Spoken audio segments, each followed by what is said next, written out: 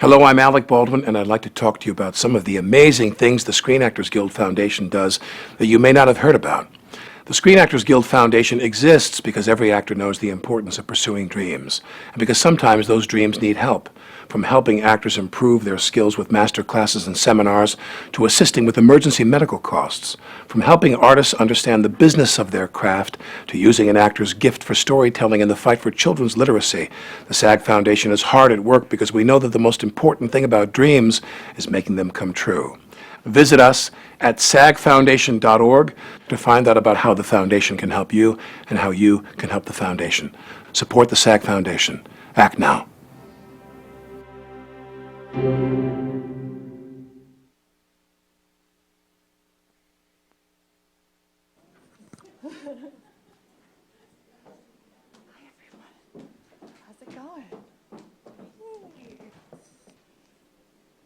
Hi everyone, I'm Jessica Gardner. Thank you so much for coming to tonight's SAG Foundation, the Life Raft program. This is our end of year reflection, and I'm so excited to be part of this part 4 end of year reflection with actors.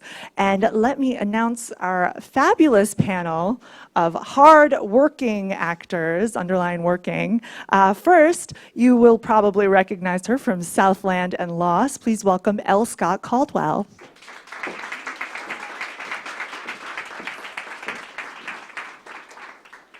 From The Killing, please welcome Lee Garlington.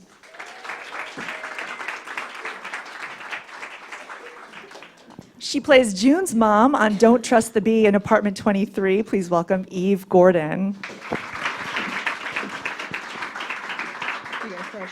From Sons of Anarchy, Mo McRae. And from Justified and Glee, Romy Rosemont. And we might have one more actor dropping by. We'll see if he can get here through Los Angeles traffic, and he'll sit on the end over there, and we'll make fun of him. So thank you all for being here for our end-of-year reflection. How's this year been for everyone? It's almost over, so that's a good thing.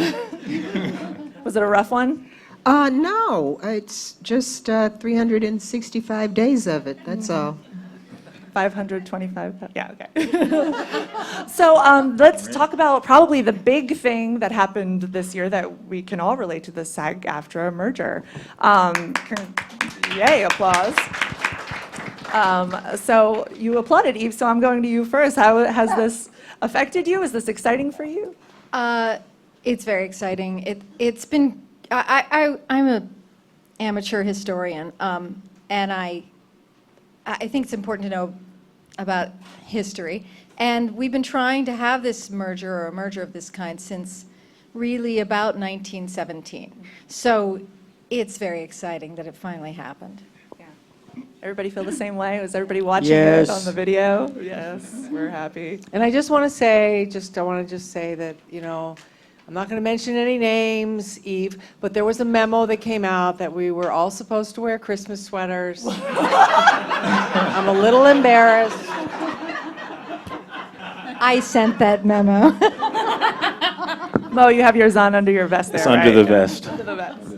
I forgot to mention to our viewers watching this through our live stream, I will be starting with my own questions, but there will be also questions that we will take from the audience as well as from our online viewers. If you want, you can tweet us at SAG Foundation, and we have someone sending me the tweets, and you can also ask questions through the YouTube channel.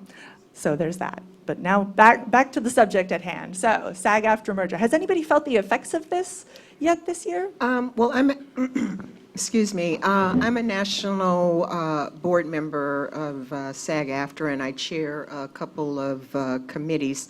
So the big change within the organization has just been kind of like melding the two organizations together and being, you know, cognizant of the fact that we're both bringing something historic to the party. So that's basically what we've been doing, is, you know, just trying to fit together. So the committees, for instance, have made room for after members that were not formally on committees and in the reverse. So we're doing that kind of thing, and we're also making an effort to pay close attention to the cultures of both unions. So that's the big thing that's happening within the organization. And we've had, a lot of turnover with staff as well. So it's growing in that way. We do have growing pains, since you asked. But on the outside, the most positive thing is that now when you're going out on auditions, it's a SAG-AFTRA audition. It's not SAG or AFTRA, which was the thing that was killing most actors. It's now a SAG-AFTRA show. So that's the most positive thing. And I think that we're looking forward to some good things happening for actors now that we have merged. Well, there aren't actually any SAG-AFTRA contracts yet because we haven't negotiated our first contract. The first one will be next year in 2013. They've already had the W's and W's, and we're going to have the first commercial contract, which will be SAG-AFTRA. But currently, if you are working on television, you're still either working on a SAG show or an AFTRA show. It is our hope that very soon they're going to be SAG-AFTRA projects. But right now, there's still what we call legacy AFTRA and legacy SAG projects. Okay, well, just to add to that, if anybody in the room has been on an audition, it is going to say SAG-AFTRA, because Right. I've done a number of pilot auditions that are SAG-AFTRA, and so that's what we're looking forward to, is it's now one union. And for those of you, I don't know how you all feel, but is everybody happy with the merger? We're glad. And I know a lot of people who were opposed to it were very concerned about the pension and health plans. And just, part of federal labor law says that any new pension plan that comes into existence by federal labor law has to be as good as or better than the previous SAG and or AFTRA pensions. So we can't have a new pension plan that's not as good as or better. So when we get our first SAG-AFTRA contracts, either we will have a SAG pension plan, an AFTRA pension plan, and a new SAG-AFTRA pension plan, or we'll figure out how to merge them into one. But you're guaranteed that it's going to be as good as or better than the existing ones. Not immediately. No, not right away. Okay, I just want to, just caution that, this is all down the road. Nothing is happening tomorrow in terms of pension plans or insurance coverage or anything like that. It's not happening right now. Right, it's in the works. I have a friend who's a trustee, a member of the health board, and they had to read thousands and thousands of pages one weekend, right after the merger. They go, okay, we've got all these giant books of things to read. They've got a lot of work ahead of them. It was really exciting, and I think everybody who watched the video, the streaming of it happening, everybody just crying and feeling like you're part of history, I think that was something that we'll all remember for a long time. So let's go back to the beginning of 2012. If we had a time machine, and we could go back to the beginning of last year, is there anything that you would tell yourself about the coming year, or anything that you would do differently? I'll jump in on that Thanks, one. Matt. I think for me, at the beginning of this year, I made the decision, well, I guess towards the end of last year, not to say, next year is going to be X, Y, Z. I'm going to do this differently. My goal, and it's the same thing I have for this year, is to just finish this year strong and just work and not use a calendar to determine, like, okay, I can lay off now, I can work hard now. And for me, 2012 started off really strong because I ended 2011 focused and dedicated to just not basing it on the fact that it was January, because in June we get complacent, I think, when we go with that whole mentality of a new year, new energy. You just have to make it a day-by-day thing. So that was my time capsule beginning of the year. It's hard, though. You want to make a resolution as an actor to come into the new year strong, though. I think resolutions, you get discouraged when you set all these, especially as an actor, because we don't have a lot of control over how many jobs we're going to book, how many auditions we're going to get. So when you say, okay, I'm going to book a series this year, there's so many other factors at play. Start to focus on the things that I could control. I think, yeah, and it's important to remember that it's a marathon, it's not a sprint. And every year you plant more seeds and you harvest and you grow. And, you know, I plan to peak in my 70s. I don't know about you guys, but I'm nowhere near where I plan to be. So, but you know, you're not in, it's not a speed race. It's an endurance race. How did each of you get started as an actor? Can we go down the line? Can we start with you, Romy? We haven't heard from you yet. How'd you start, Romy? How'd you get started? like, Mo, What inspired Tell them you? about the couch. Whoa.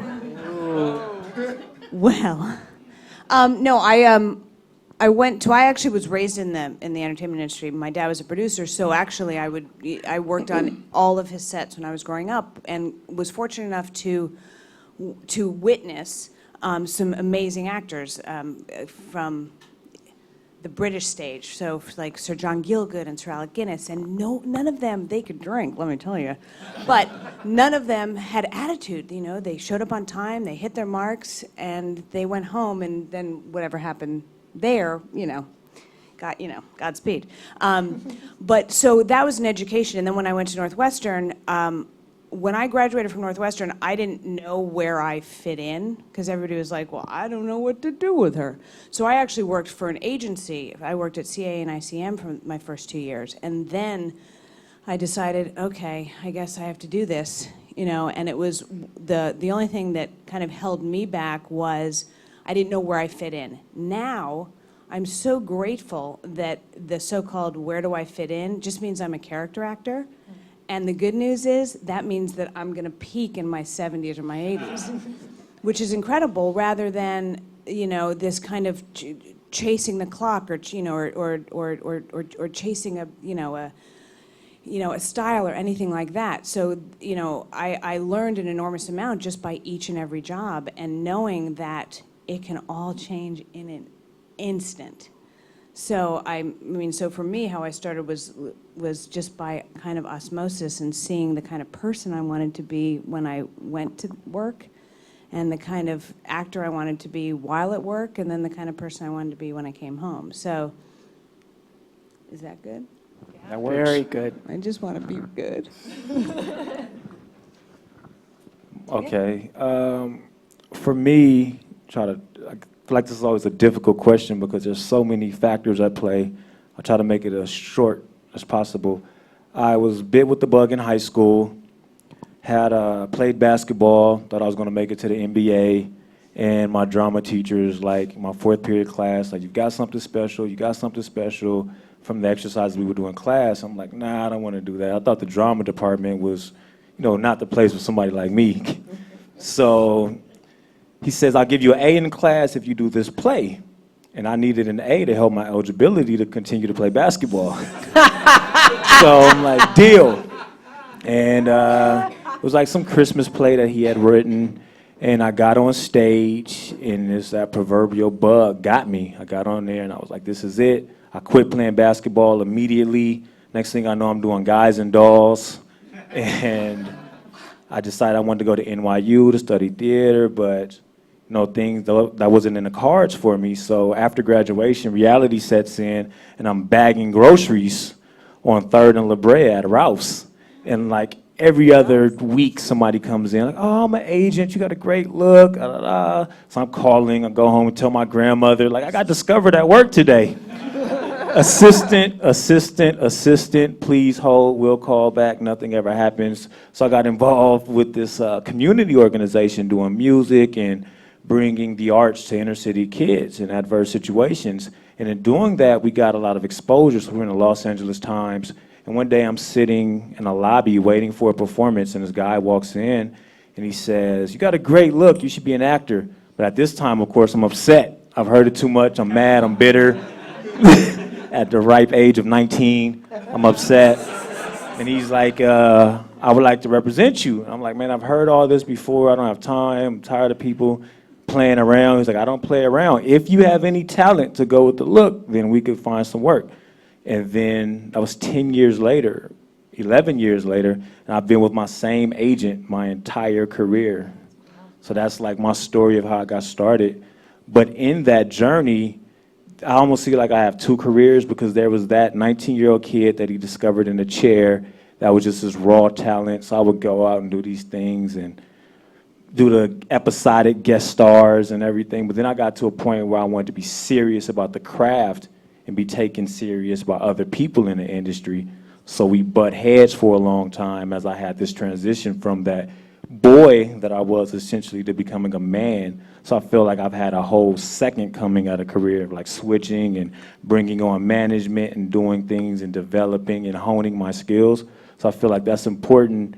Like you realized early the type of actor that you wanted to be. It was the same thing for me, because at first you kind of get in and you're just happy to be in and you'll do anything. But then there comes a time where you have to evaluate and assess your circumstance, where you are and where you would like to be ultimately, which is where I am now, trying to figure that out still. But that's how I started. So much, believe it or not, so much of your story resonates for me. We're the same Yay, star. person. We are. I just in the sense of figuring out what kind of an actor you want to be, and what Romy was saying, you know, wanting to act, wanting to do it right, searching and discovering. I went to, when I was in college, I was a history major, and I thought I was going to be a lawyer. My father was a lawyer, and I just sort of assumed I was going to do that, but I was always in the play. You know, it was like, of course I was in the play, but I thought everybody liked to do plays, but I didn't consider it a possible career. And then my parents said they wouldn't pay for graduate school, so I didn't know really what to do. My parents wouldn't pay for anything except graduate school. That was it. And it was like, oh, what do I do when I graduate? I don't know. So I applied to drama school because I thought I'll take 1 year doing, you know, what I always called it was pretending I'm a tree. I don't know why I always said that's what acting was, but I said I'll be a tree for a year, you know, and that'll get me ready for being a lawyer. And then right before I started, it was actually right before I was applying to law schools, I called up my father and I said, oh, by the way, Dad, how do you like being a lawyer? And he said, it's the most boring job in the world. And I was so shocked. He'd gone to Harvard and Harvard Law School and all this great stuff, and he said, oh my God, I said, but law school, isn't it fascinating? And he said, no, law school is 3 years of learning how to look up stuff. I was really scared by that. It was great. It was like this tough, like, thing. And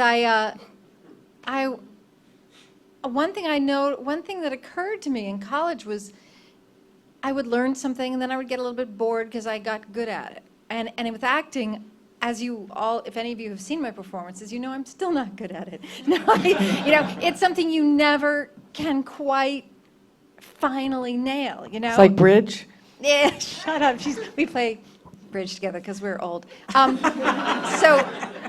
So the whole idea of spending my life learning how to do this thing that would be endlessly fascinating was thrilling to me. Now, the bad side of that is it's endlessly insecure. You know, since you never finally get it and say, there, now I know how to act, you'll never feel that. I mean, maybe a painter can feel that and say, there, that was a good painting. But I bet you anything, painters look at their paintings and go, too much blue, or something. So I went to drama school, and I was only there for a year, I thought, before I went to law school, but I was still mulling over what my dad had said.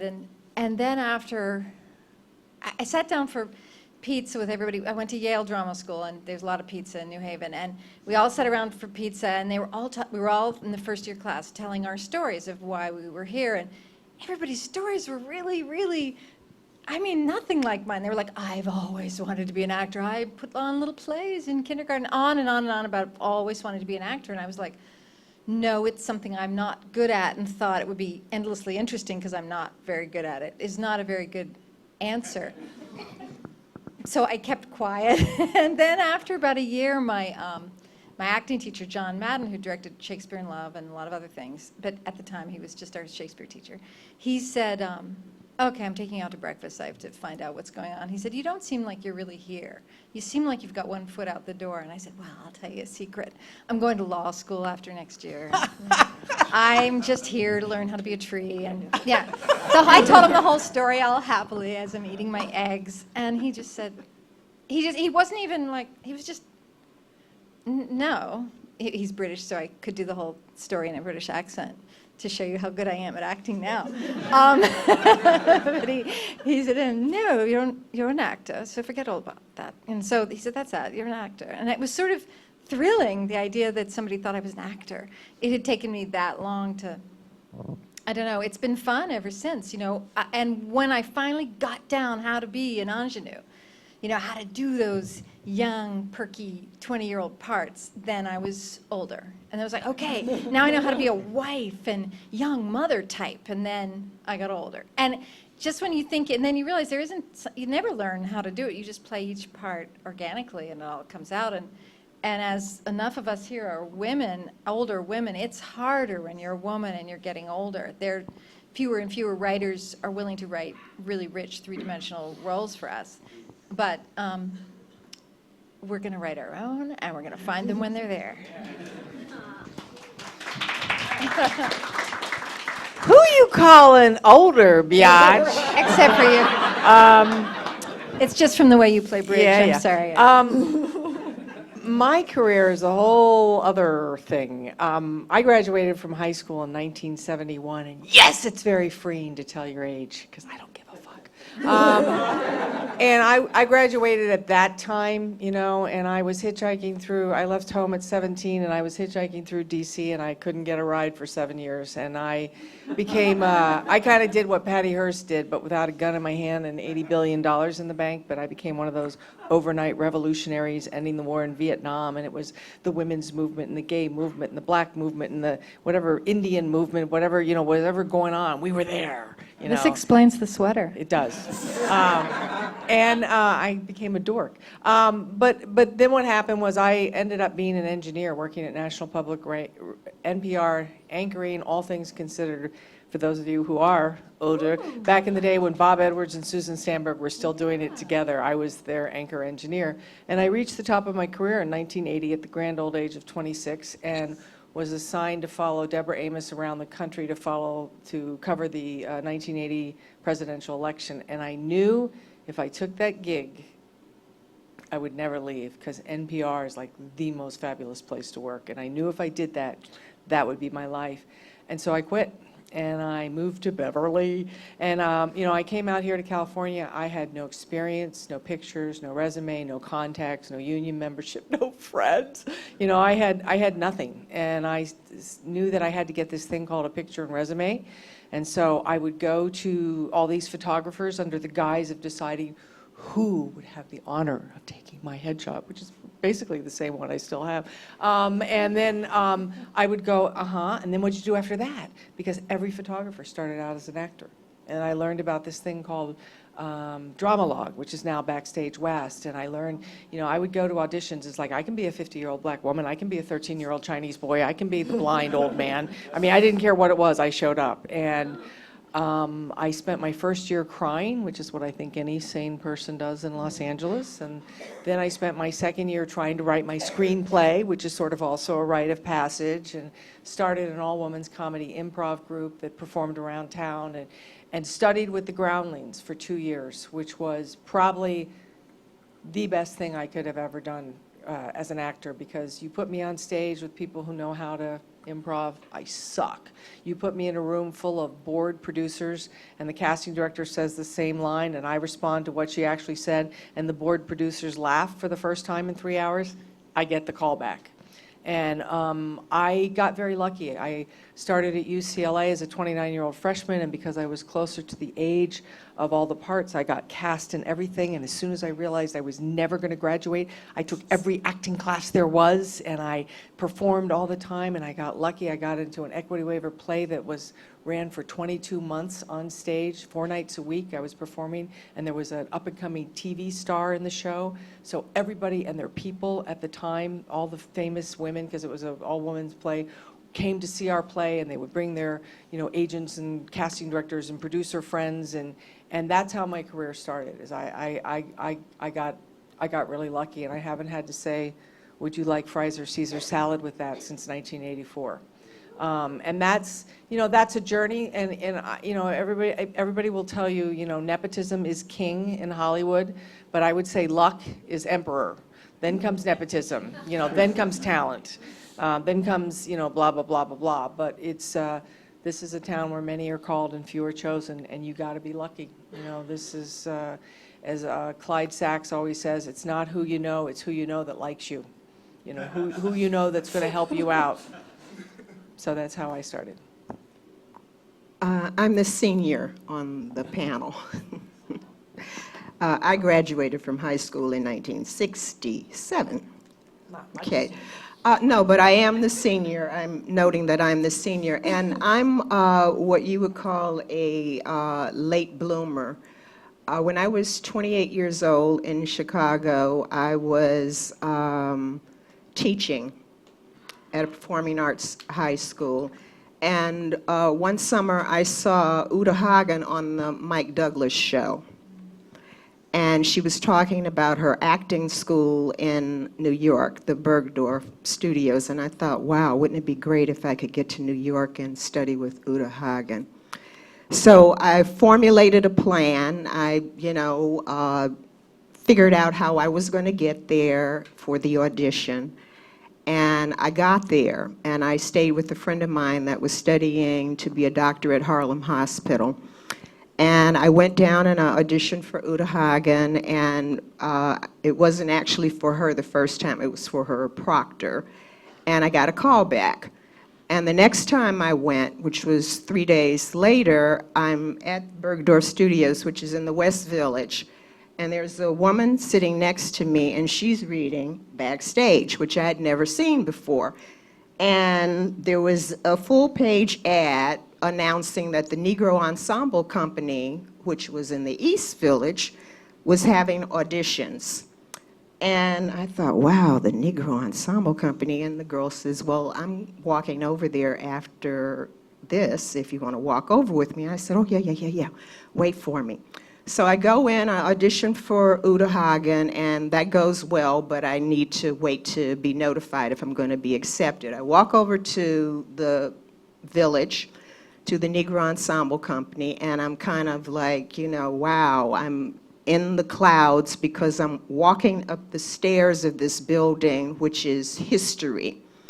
And the room was crowded. The whole building was just crowded with people waiting for appointments. But in those days, if you had your equity card, you could get into an audition. You could get in front of people that were not union. And I happened to have my equity card because after as my parent, I had been doing voiceovers in Chicago, and I had joined Equity.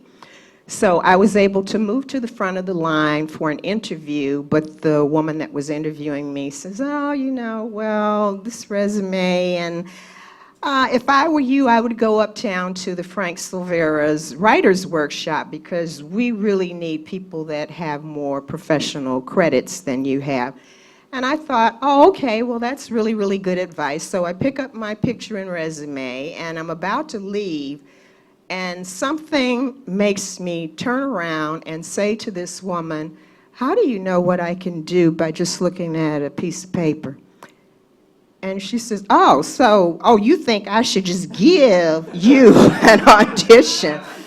And I said, well, that's what I'm here for, and so she scheduled me, and, I had to come back, 3 days later, and I auditioned for Douglas Turner Ward, and I was shaking, literally shaking, because I was in a room that was a wall of mirrors so I could see myself.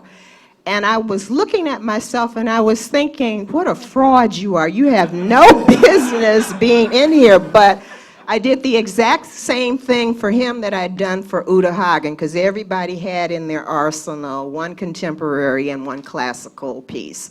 And I did the same thing, and I was pleased that I got through it. And I left, and found out that I got accepted into Uta's class. So I went back to Chicago to pack my bags to come back to New York for 16 weeks for Uta Hagen's acting class. And when I got back to Chicago, I get a call from the Negro Ensemble Company saying, we've been trying to locate you all over New York. You had a bogus phone number down on that phony resume of yours. but we would like to offer you a spot in the acting company. Can you get back? So I flew back and was able to join the Negro Ensemble Company and study with Uta Hagen all in one fell swoop. So that's how I got started. So that's a luck story. But it's also that moment when you come face to face with, if I walk away now, I'm walking away. And something gave me the courage to turn around and challenge, you know, and I think that's the first lesson that I would say is important for everybody in this room to know, that it is always your choice to challenge the no. That's the starting place. That's what I learned that day. And it also sounds like you didn't think about it a lot. It just came through you. You just went with your gut, Yeah. which is huge. Yeah.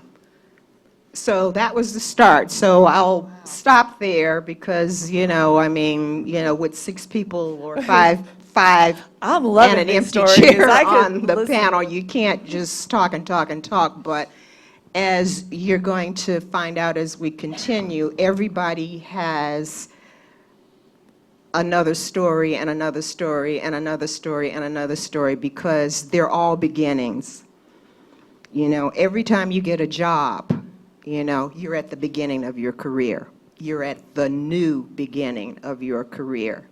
So back at those beginnings, if we could take that time machine back that we were talking about before, what would we tell ourselves as actors who are first getting started and starting out?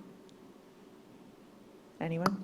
well, I think to repeat what I just said, you know, it's up to you whether you take no for an answer. It's totally up to you, you know, because there are going to be a lot of no's, lots of no's, and it's up to you to turn that into something other than the no. And it still may be the no from the person that has the job, that's in control of the job, because you're not in control of that. But what you are in control of at all times is how you feel about you and your talent, you know. And Lee says that was just a gut feeling, you know, me being able to say, how do you know what I can do? But the real question for me was, how did I know what I could do? Because I had gone to New York to study, did not know that I was ready to work. So. And I would say, for me, it would be like, don't take it too seriously. I mean, I remember I did a guest star once a million years ago on Michael J. Fox show with Meredith Baxter. Family Ties. Ties. And I remember every time our show had a bunch of kids, and when Meredith Baxter, Bernie, at that time, she was still a Bernie, she would meet the kids, she'd go, it's not brain science, it's just a job. You know, she would sort of, you know, remind kids about that. And I remember being happily married, money in the bank, a career that many people would love to have, wanting to kill myself over show business, you know, because I wasn't, you know, Meryl Streep or whatever, whoever I thought I could have, should have, would have, ought to been. And one of the things I can almost guarantee, I can guarantee, there is not one actor in this room and on this stage who does not also do something else creatively. You sing, you dance, you play a musical instrument, you draw, you do poetry, you write, you paint. You know, I've never met an actor who's creative in only one way. Keep those other things alive, nurture them, water everything, you know, because this is a business that's, you know, riddled with addiction. And, you know, I always say to people starting out, you need either an absolute faith in God or an absolute conviction that there is no God. Nothing in between will serve you. You know, you gotta stand strong, and you gotta have support and love and hobbies and friends and other things, because this is a business that can eat its young and throw away its old. So keep those other creative parts of you alive and fresh. It's very easy to become bitter, and I always used to think that one of the reasons I stayed in the business and didn't get kicked out was I haven't let myself get bitter. I mean, bitterizing things have happened to all of us, and it's easy to have an attitude of, you know, the bastards, and it's me against them, and nobody understands me, or whatever. Because really, in this business, I remember when Steve Martin was making a joke about Meryl Streep at the Oscars, and he said, she's been nominated, at the time, he said 14 times, which is more than any other, which I like to think of it as more losses than anybody else in history. So that's the way you can think of it. Do you like to think that way because you're bitter? No, I mean, Steve Martin made that joke. So I think you can look at anything any way. I mean, I think it's a cliche now, one that I certainly have made a cliche to my students, where I say, you've got to think of every audition as a chance to play the part for 5 minutes and nothing else. That's the important part, is, and nothing else. Don't think of it as a job interview, because it isn't. You're not going to get the job. I mean, when you think of the odds, you get one job in every several hundred auditions you go to, perhaps, or, you know, several dozen, several few, whatever lucky category you're in. But if you think of it as, I need to get this job and that matters to me more than anything else, then it will be outweighed, the bitterness will outweigh the joy. I've actually gotten so good at really not caring if I get the job that it has its dark side, which is that when my manager calls me and says, oh, you booked it, I go, booked what? And she goes, you know, that thing, and I go, what thing? And then she says the name of the show, and I go, still don't know what you're talking about. And then I've buried it so far away, it takes a lot of reminding for me to remember when I do get something, I'm not as happy as I used to be. But I'm also not bitter at all when I don't get something, not at all. And my life is full of other things besides acting. So if I get a job, it's like gravy, it's icing, it's fabulous. And then it's where, of course, my soul goes, and it feeds my soul. But other things feed my soul too. So it's not like I won't live without it. No. I think you're pretty. I think you're pretty. You are too. Oh, It's getting awkward. Oh, hey. So I really want to piggyback a lot of what was already said, like the whole thing. Now I'm I awkward. stole what you were Now going I'm to say. awkward. I'm sorry. I knew you were. That's why I wanted to make sure I got my turn in. So having fun is so key and important, because we as actors sometimes take ourselves way too serious.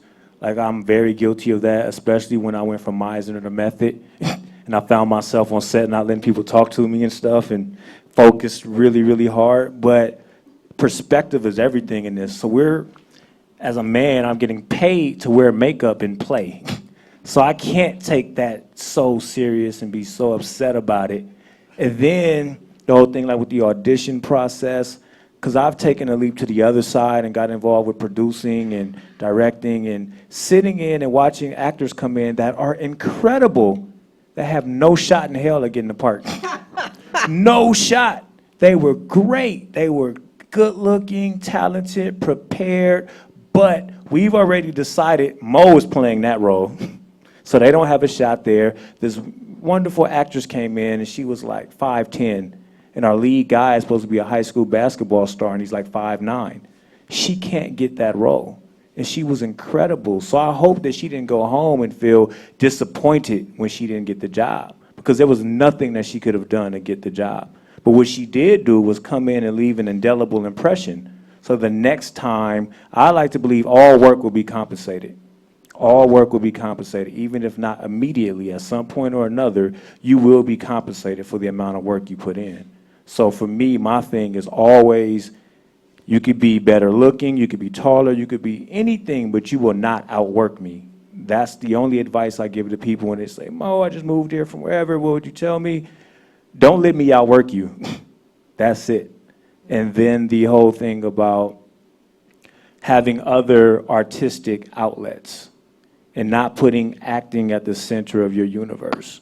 There has to be something, a greater thing, whether it's God, whatever you believe in, that is larger than this career. something you get fulfilled and enrichment and also giving and helping and aiding others. Because this industry, you can get really bitter really fast when you put this type of work in that I'm talking about and you're expecting it to pay you back, because it won't. And even when you get paid back, you're always looking over at someone else. Like she said, I'm looking at Meryl Streep. Like, she has a great career, but she's looking at Meryl Streep. Like, you'll never find in this industry, from anybody I know, and I know people with incredible careers, and you're never happy about where your career is in comparison to other people. When you become happy about your life, and like she said, the career becomes the icing, then you can find happiness because you're getting it from other places, as opposed to this industry was not even set up to build you up. They want to build the industry up, not the people in it. So that's my bit.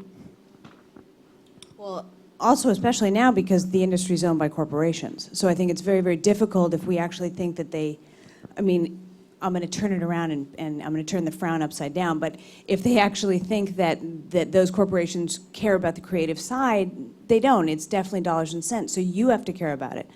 To go back a little bit, the one thing that I would say to my beginning self, so to speak, was I used to compare myself to everyone. Meaning like, well, I didn't get that because I'm not thin enough, or I'm not tall enough.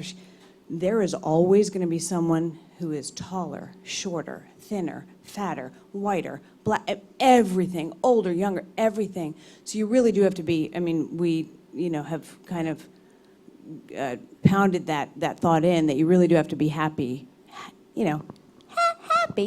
happy with yourself, because, there's always those times that are, you're like, I'm going to stick a needle in my eye.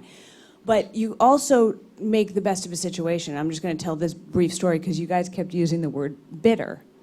And I was fortunate enough this past pilot season, and I don't book a lot of pilots, to do a pilot with John Goodman and Roseanne Barr. And there were 5 actors that are all really talented actors other than them. They're very talented. Ooh, Jesus. And all of a sudden we were like, oh my God, we got the one that smooth sailing. We couldn't believe it. We were so excited. Everybody was telling us, it's going to go, it's going to go, it's going to go, it's going to go, it's going to go. Didn't go. And so here it was, these 5 actors who what we took away from it was the fact that we got, for 8 days, to spend, 10 hours a day with some glorious people. And then we decided to turn lemons into lemonade when everybody was like, I can't believe that didn't get picked up. And we turned it into a web show called Bitter Party of 5. and it was just, it's all tongue in cheek, but basically we're interviewing people of like, why are you more successful than we are? And it's all done in absolute fun because there are no answers. So I think that if I was ever to say to my, 22-year-old self when I finally, when I went and started pursuing it, if I'd known that, I was going to work more when I was 30, and even more when I was 35, and then more when I was 40, and more when I was 45. It's a very liberating thing to know, and to know that you get better, or you figure out. I used to only do comedy, and then I found out, to my surprise, I could cry on cue. I was like, whoa. It was a whole nother career. I'm so excited to learn what else it is that I can do that I have no idea that I can do. And that's what I find is so intriguing and exciting about this business. As much as it can wear you down, it's your choice whether or not it does. And there's days where my husband's an actor, and he works more. There are more male parts, and I'll be sitting there like. And I'm like, you get all of it, And I realized the only person I'm hurting is myself, because I love what I do. I love going to auditions and seeing people like these beautiful women who I'm inspired by. So what if I don't get the job? I just got to have however long I'm in that waiting room. I got to chat. I got to learn. I got to, whatever. There's definitely it really is up to you. It sounds so ridiculously corny, but it is up to you of what you make of that experience. And you can be pissed, you can be whatever, but why? Well, I'm going to get the job. I don't know nobody else, but I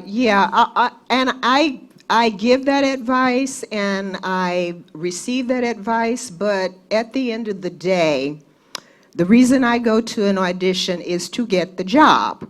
That's what I am there for, okay?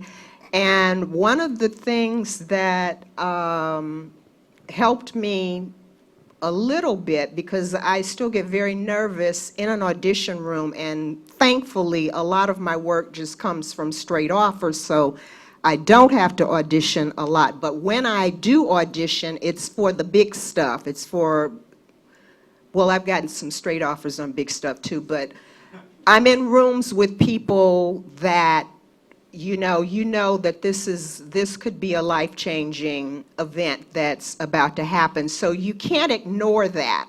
You have to be able to channel that. And when I first came out to California, because New York is another animal, and that's theater, and that was my core business, and in a sense it's still my core business. I came out here with the Tony Award and sat for 1 year before I got my first appointment, okay?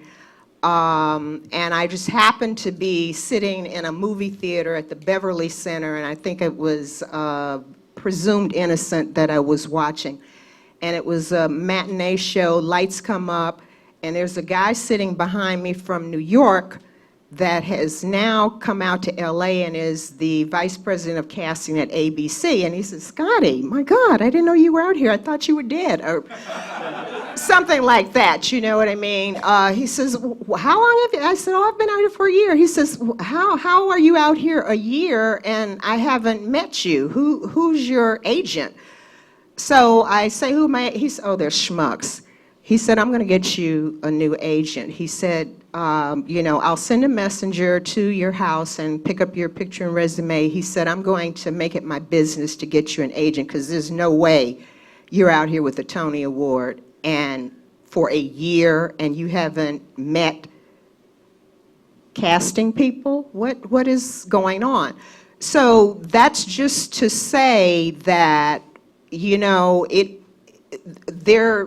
there is that luck thing, and there's also that, when luck and opportunity meet or something like that, that's when you do see some movement. But what was happening for me is I did not have a clue about how to navigate LA. I had no idea. I thought you're supposed to sit and wait for the phone to ring, and your agent is supposed to take care of you, because it was the New York agent. They had an LA office, but that didn't happen. Once I figured out that it's up to me to get behind myself and push, then things started to change. Because it is my responsibility to know what I'm doing out here. I'm not out here to, I've already done my master class, in my opinion. When I go into an audition, I want to go in there with the knowledge that, yes, I am capable of getting this job. Now, everything else aside, too short, too tall, too black, too whatever, those are all, variables that I don't have anything to do with. That is true. But what I do control is the product that I do bring into the room that can flip the script, can change the mind of the person that thinks they want the, too short, too tall, too black, too whatever, to wanting this. And the way I was able to find that out, back in New York, there was a casting director named Pat McCorkle. And if you became a reader for her, what she would do is she would, give you like a day on a soap that she was the casting director for.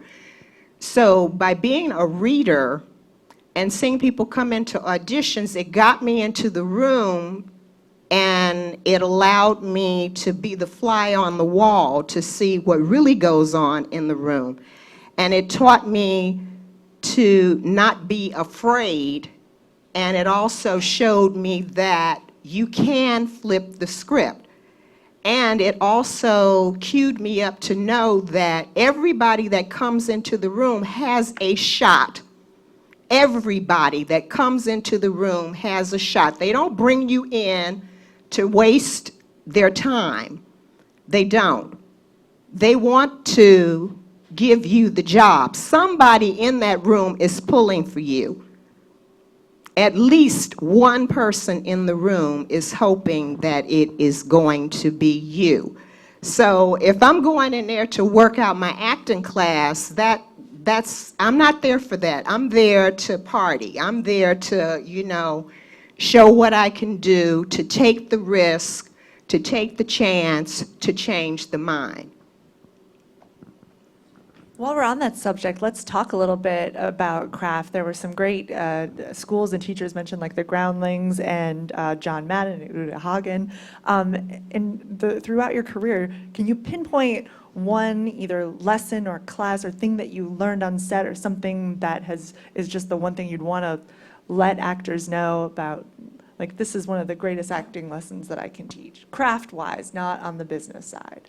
This may not be quite what you're asking, but I remember my first TV series. I had never done a lot of film before. I'd done a lot of theater, and I just somehow got this great part, which was the leading role in something where I was constantly on film, and they were constantly filming me. And I just remember feeling like I had never learned so much since kindergarten. In kindergarten you learn everything, how to line up, how to everything. And that was what it was like on the first series. And my husband had just finished doing a film, and he was the lead of the film, and he said, I don't know what's important. I don't know if this shot's important, or what do I do? What do I do? It's like when you're doing your very first time on film, it's different. It's like when you're talking about getting started. I was thinking, well, there was my early getting started, which was going to drama school and becoming an actor. But then there's the next getting started, going from theater to film, or whatever. Or transitions, or like when I became middle-aged, and it was like, oh, now how do I get started again? Because I kind of stopped acting for about 10 years, raising my kids, and trying to get back into it. It was a whole different world. And now getting started, there's a whole different way to market yourself and do a business plan, and you have to have a website, I think, and you have to have all your business stuff together so that your representatives can sell you and market you. You have to do all that stuff now, which I haven't done. Okay. I think two things. One is, I think show business is very impersonal, and we take it personally. But I think the business part itself is yes, I believe you do meet people who are advocates, and for those of us who don't have Tony Awards under our belts, I'm not necessarily the person that they're rooting for when I go in the room. But I believe that I go to auditions because my job is to get the job. And I believe that the acting work I get is my reward. But my actual job is to go in there and try and book the job. That's how you spend most of your time. And I got to enjoy the time I'm in the room, because if I'm not having a good time visiting with my friends, killing that, feeling like, yes, I did exactly what I intended to do in that room. I made a connection. I did this. I hit the point. I cried on cue, whatever it was. I showed my breast, whatever you bring in with you. I want to feel like, yes, I walked out of that room being satisfied, and I got to let go of the results, because I'm not in charge of the results. I just do the best I can, and then try not to think about it, because it's out of my hands. And I also want to say that my experience, I have done somewhere over 60 films, not big parts, mostly little parts.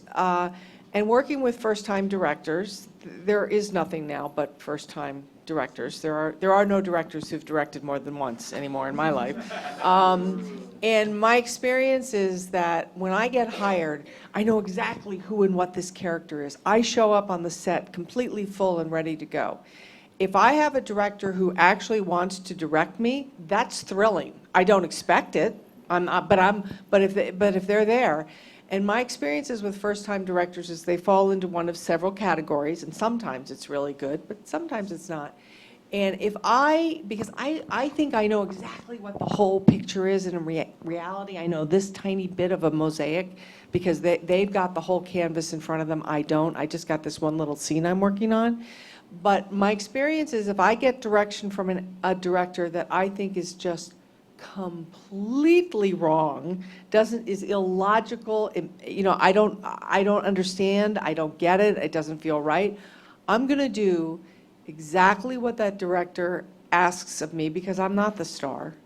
And I'm going to hope and pray that I've been a good girl and given them exactly what I want. 9 out of 10 times, if I say to them, I would love to give you one more take and do something a little different. If I've done what they've asked, they almost always give me that extra take. And I would say 50% or more, that's the take that ends up on the film.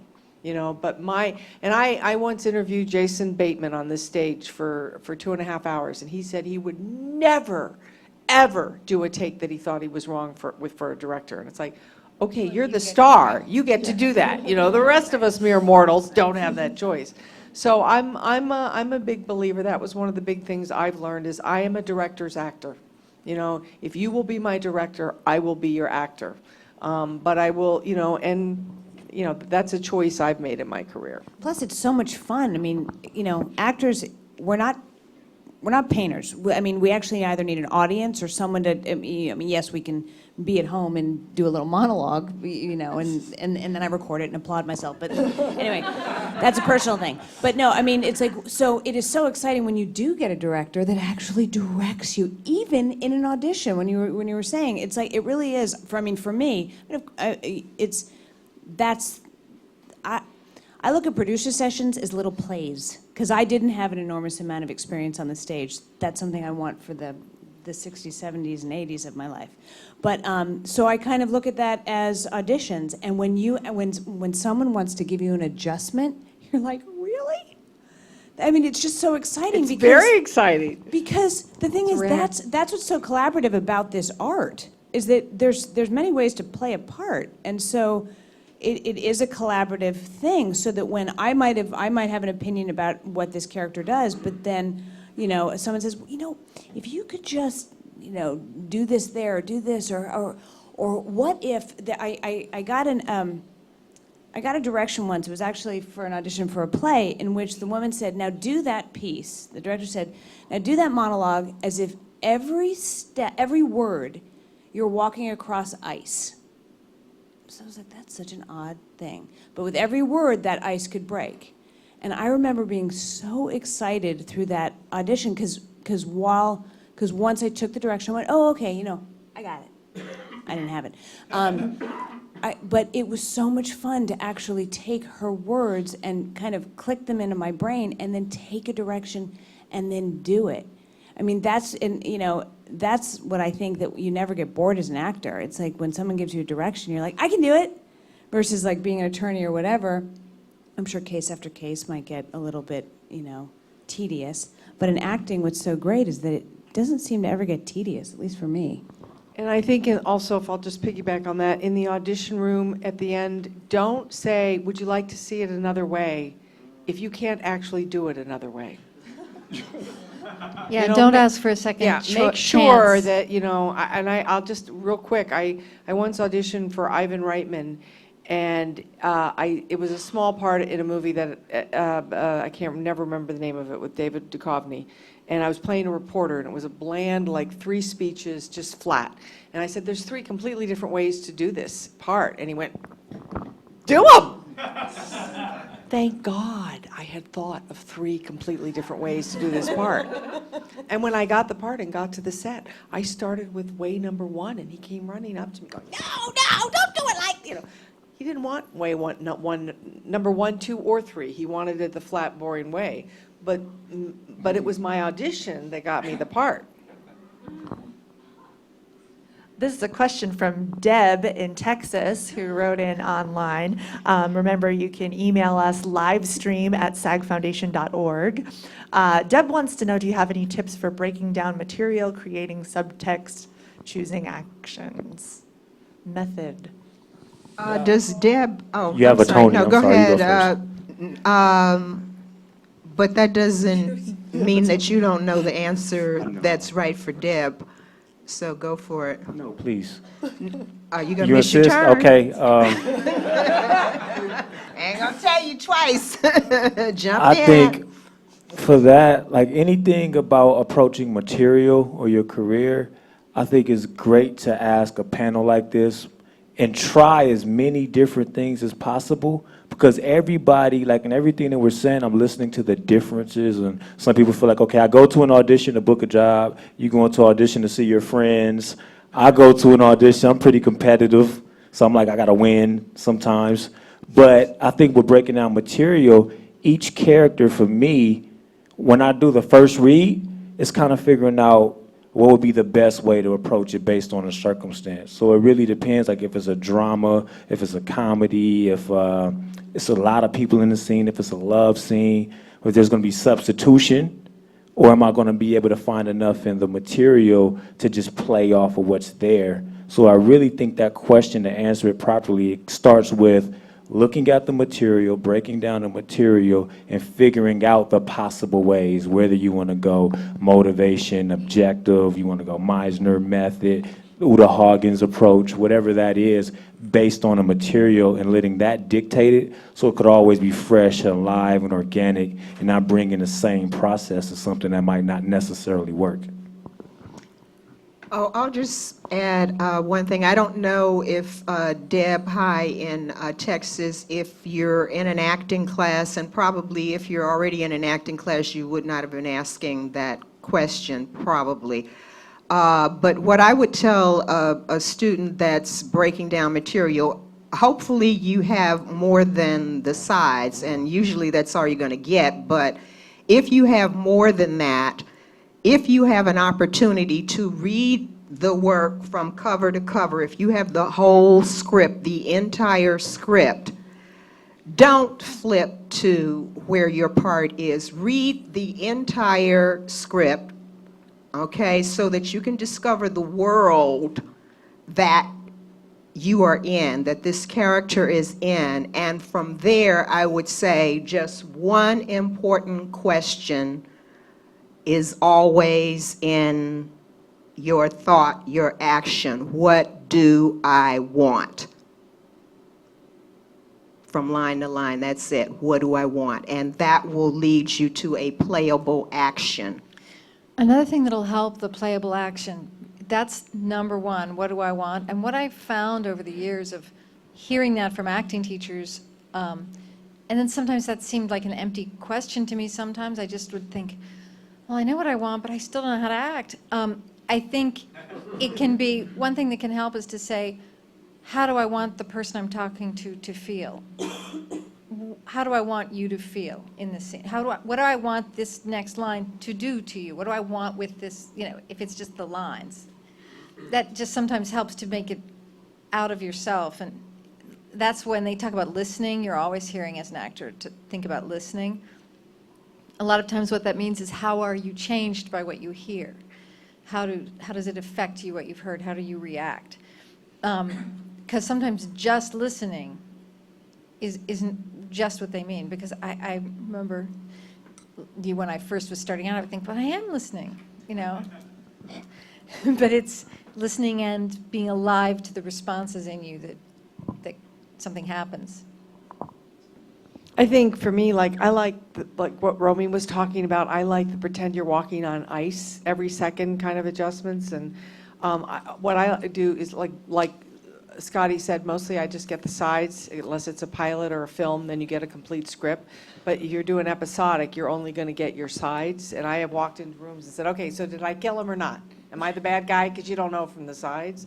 Well, usually I ask that before I get in the room. But one of the things, I sort of do what if. Like sometimes I'll get a part that's not, and then I like read the material, I sit, I just sort of try to open myself up. And I auditioned recently for something on The Mentalist, and I said, what if she thought this was funny? And it was like a really creepy scene. And I went in, and my character started giggling, when I was auditioning at how I'd made this guy kill himself. And I watched the producers just go like, oh my God, and I got the part. But it was just because I said, what if it was funny to her? And I think a lot of it is having fun. What brings out the most of you? How do you inform this character? How does this character inform you? And really getting that dance going. Yeah, it's imagination. I mean, I remember an acting an acting teacher said, you go to a kindergartner, 3, 4, 5-year-old, and you go, be a strawberry. They never go, what's the strawberry feeling? No, they become a strawberry. And so you're like, oh. So it's, I mean, it sounds a little bit ridiculous, but I mean, I try to act like a 5-year-old. That's not She's gonna get really good at it. that is not going to get me work. But I mean, it really is. I mean, it's like, or also you kind of throughout your life. I mean, I know like I've gone in and out of acting classes. I've studied with people who I respect, or I'll take what I learned in college, and then it's like any kind of recipe. You throw it into the pot and you stir it around. And I mean, for me, and then I just depending upon what the part is, I'll use different things from different people. Yeah, I was on a series once where I was the lead of the series, and I was very upset because the next episode came in, and I was doing something really out of character for me that was kind of. And back then, it was the 80s, 90s. You pretty much there were formulas to TV shows, and this was sort of off formula. My character was behaving in a way that might lose the audience and things like that. And so my co-star and he had the same problem. He was being asked to do things that the audience might not like him for, and that was very unusual for our character. So we went to the producer, and it was David Chase, the guy who ended up doing The Sopranos. So he's a great, groundbreaking producer, writer. And we said, David, we're doing these awful things, and we don't know if we should. And he said, I just really like it when people behave inconsistently. And I've remembered that always, that, oh, right. You don't have to worry about doing it right when you're doing the scene, because nobody does it right. You don't bake your turkey on Thanksgiving right. You don't do it. There's not one way to do something. You can just do it, and it'll be wrong, and it'll still be you. One thing I wanted to mention was just that the whole, what Mo was saying about somebody can walk in the room and they're just never going to get that part, or somebody can walk in and they're going to get that part, or whatever. If you just you've probably heard the expression getting out of your own way. If you can get out of your own way, if you can, each of you, each of us, each of you, everybody really is an individual snowflake. Really, there isn't anybody like you. And if you can find what it is that's truly you and let it just burst out of you, then you'll be just free sailing. When the movie Avatar came out, I was really thrilled with that imagery of was it the tree or the horse with the mane? It was that living mane, and then if you connect your tendrils to the horse's tendrils, then you can fly together. Well, that to me is the perfect metaphor for acting, for art, is if you can just join with some universal knowledge of truthfulness and just go for it, then you'll fly. I feel like you just get back to, you have it. You have the power inside you in your own ruby slippers. I think what I hear Eve saying is be yourself, because your individual self that's it. That's it. You can't Eve can't try to be Lee, and Lee can't try to be me. It's not going, although she said she I can try you already. She used to try on 50-year-old black women, but no, it's like, nobody is going to be a better you than you. And especially now in today's world, the business has changed to the point that there's so much reality TV, good, bad, indifferent. Reality TV has changed the way actors are looked at. They want the real thing. They don't want an actor. They do not want you to be caught acting. Okay, so yes, be yourself, but the words that you are saying are coming through you. The action, the what do I want, is coming through you. If you're, being called on to play a doctor, maybe you can't do it because you can't, handle the Latin. That's one thing. But if it's just about you, young lady, as a doctor, and what that means for you, then that's what they're going to see, and that's what they're going to want, because there's all kinds of doctors. But you do have to be able to handle Latin, and that's another conversation, because somebody said it up here, just to continue living your life, continue doing all that you can do to be you. And one of the things I always stress is the education, to be able to read, to be able to comprehend what you are reading is very, very, very important. And obviously, there are some people that are not going to have a shot at playing a doctor. There's some doctors on TV right now that I don't buy whatsoever. No, I mean, really, I don't buy whatsoever. I don't believe it. I just do not believe it. And that's an important thing to know. What is the part or the role that you're going, up for? And lawyers. That's another category of people that have to be able to handle language. You have to be able to be understood. So one of the classes that I took at HB Studios was learning to enunciate. That was a very big thing for me, to be able to know the difference between PEN and PIN.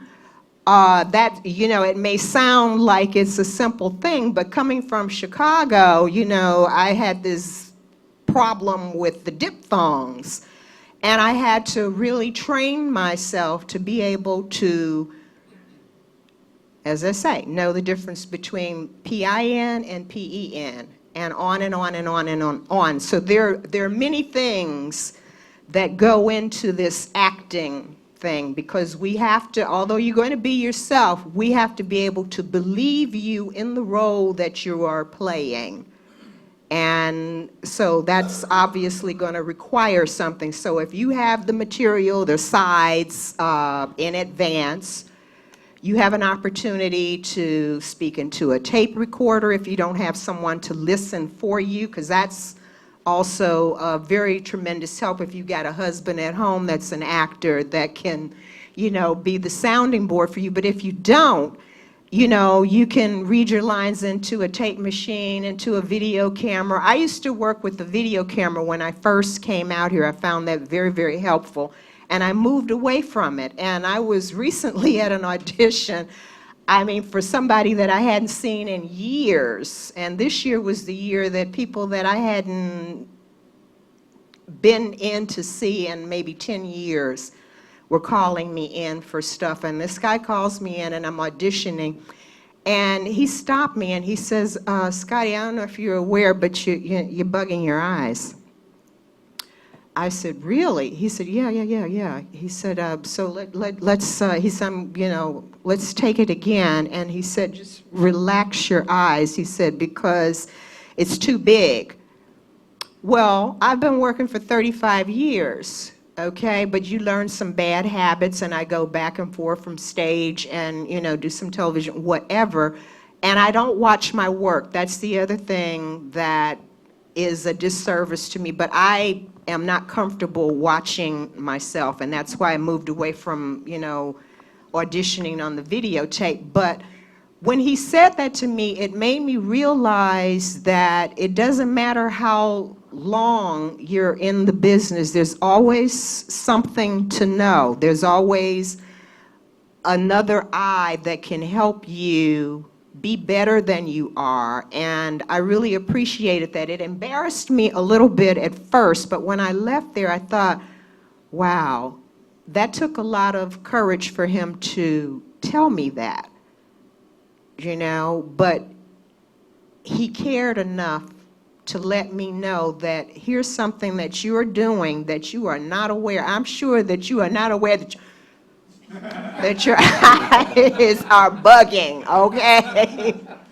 But, I appreciated that, but, I think I'm rambling on a bit, but just to say that there are ways to help yourself if you're single and alone, and part of that has to do with saying the words out loud so that you don't get trapped when you go into the audition and are stumbling over things, because believe me, the casting director is going to thank you if you are prepared.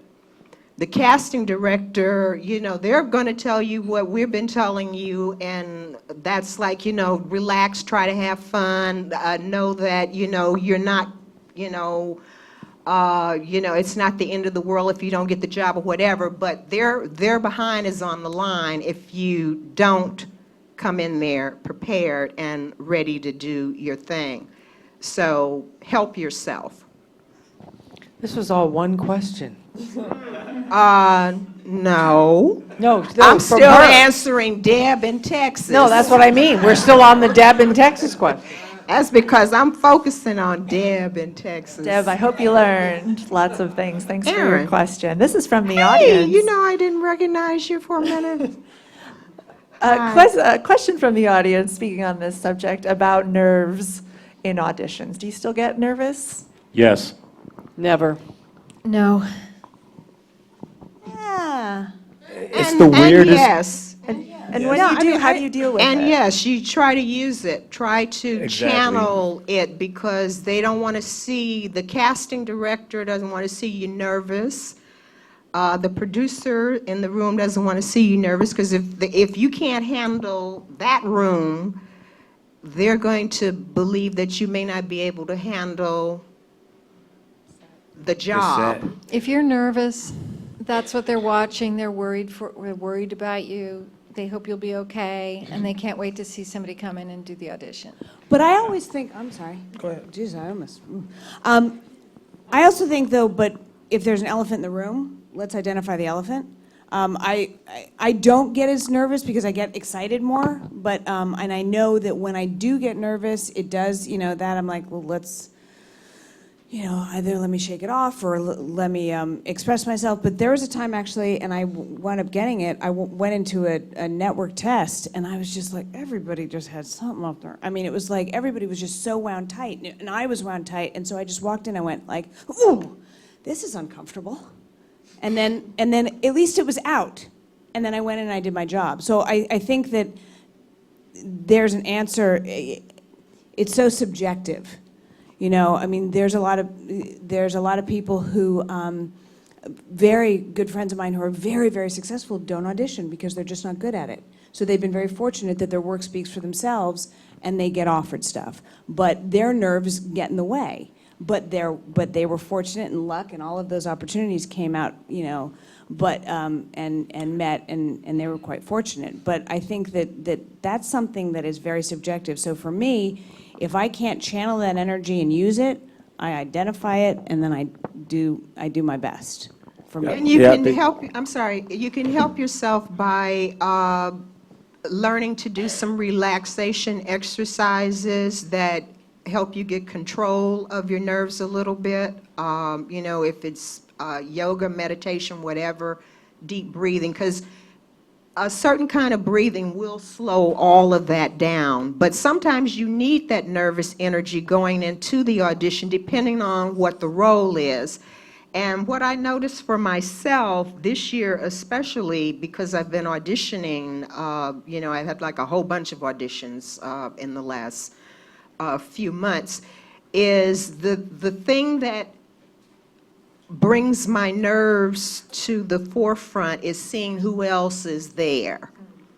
Okay, and I thought I had kind of like gotten past that, but when I walk into a room and I see, who else is, oh shit.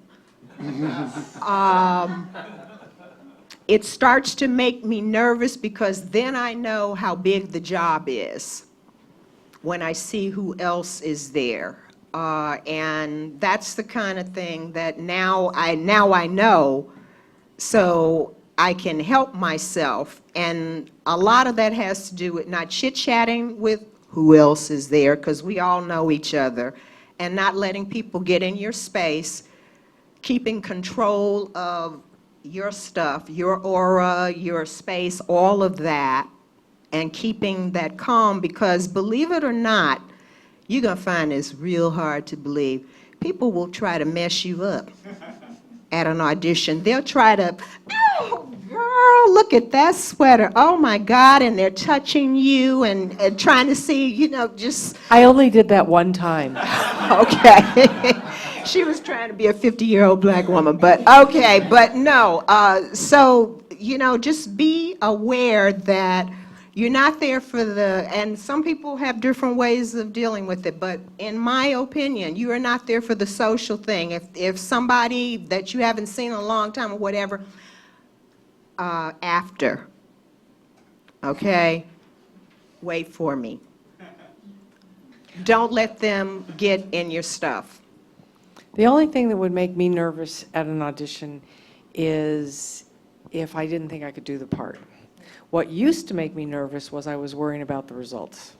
I had to get it. It was important. It was going to change my life, blah, blah, blah, blah, blah. I don't have that anymore. If I don't think I can do the part, I don't go on the audition. So other than that, I don't get nervous because I'm going in there to do exactly what I intended to do, to have a good time and to be able to ply my craft. But I don't worry about the results. That's none of my business. Yeah, I think that's a good way to avoid the nervousness, is to be able to identify what about the process makes you nervous. So what I realized with myself is the times that I've been nervous, and it's really weird because it doesn't happen often, but it does happen, and it's always when I'm not as prepared as I would normally like to be. That's when I realize I'm nervous. So then I found a way to use that to my advantage. So depending on the circumstance for the character, if he's in a situation where he's kind of in over his head and words aren't coming quickly for him, I don't go into those kind of auditions prepared. So I get to use the fact that I don't know the material well in the audition. I found a way to make it work for me in my process, because you have to identify what it is that makes you nervous. If it's focusing on a result, focusing on who's in the room. Like I remember I had to go audition for Brian De Palma, and I got nervous because I wasn't prepared. It wasn't because of Brian De Palma. Like everybody's just a regular person. I think we put a lot of weight on people, but each casting director, like Scotty was saying, somebody in the room may be cheering for you or wanting you to get the job. And just because it's David Fincher doesn't mean David Fincher doesn't want to hire you. You have to look at everybody like the same, like that friend that you practice lines with, and just figure out whatever your process is going to be to make the nerves dissipate. I thought you said you wanted to say something. No. That's a great answer. Okay. On our first day in drama school, our teacher said to us, "You're all wondering how you got in," because thousands of people auditioned and only 14 people were in our class. And she said, "You're wondering how you got in." She said, "You were the 14 least nervous people who auditioned." Wow.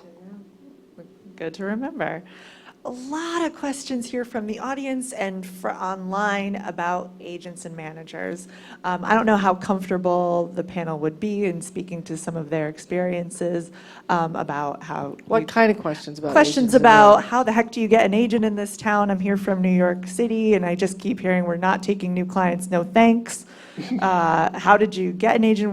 What would you recommend to someone who has little credits on their resume? And yeah, more like that.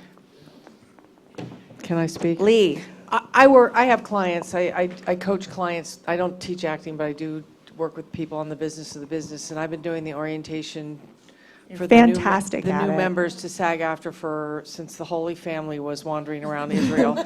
And I'll tell you this. Agents don't develop clients like they did when we were starting out. It's a different ballgame. You have to understand, managers, neither the union nor the state of California have any jurisdiction over managers, okay? In order to be an agent in the state of California, you have to be franchised, you have to put up a bond with the state of California, you have to be approved by the Department of Labor, you have to be fingerprinted, and you don't take more than 10% of your client's income. In order to be a manager in the state of California, here's what you have to do. I'm a manager. That's it. You say you are, you are. The union can't help you in any situation with your manager. And there's two things technically that managers can't do. They're not allowed to submit you for work. Total joke. Every manager gets the breakdowns every day, just like the agents do. But the second thing a manager cannot legally do in the state of California is negotiate your contract. It's against the law. It's only you, an entertainment attorney, a franchised agent, or the parent of a minor could come negotiate my contract. That was a joke. But it's that thing of like, managers though tend to develop clients. You know, a manager is looking for the Paula Wagner, Tom Cruise experience. They want to find a client that they can work with and develop and produce with and make lots of money with and then break up with. You know, they're looking for somebody that they're going to become like a producing partner with. But a lot of people are finding themselves in a position of needing to get a manager in order to help them get an agent. And I understand that, because when I started out in the 80s, it was all agents. And then somewhere in the mid-90s, we had this glut of managers. And now I think the pendulum's starting to go back a little bit the other way. But it's really hard. I work with new people starting out all the time who cannot get an agent. I'm like whoever said I've been with the same agent since the beginning of time. And I have begged my agent over the years, please see so-and-so, please, they don't have enough credits. We're not willing to develop them. And it's that old, this is a town that's riddled with catch-22s. You can't get an agent till you have something of yourself on tape. You can't get something of yourself on tape till you have a job. You can't get a job till you have an agent. And it's like somehow we all do it, whether you're going to be doing those AFI, USC, UCLA films, you're going to be doing the webisodes. There's so many places online now, and anybody with a camera and $1.49, you guys are in a perfect time where you can create and mount your own material. There's all sorts of opportunities. When I was coming up, it was Equity Waiver Plays. It's a little different now. You guys have other venues and means by which to do it. But it's the thing of like, don't stop trying just because you can't figure it out. Just keep going. Action begets action, work begets work, and the more, my theory on LA is if you're willing to do it for free, eventually they pay you for it. If you ride the horse in the direction it's going the whole way, eventually you get to the destination. It's a last man standing. I can tell you when we were all starting out, there were a lot more of us when we went into those audition rooms. Now there's fewer of us because there's less parts, but it is a last man standing business. Just don't give up.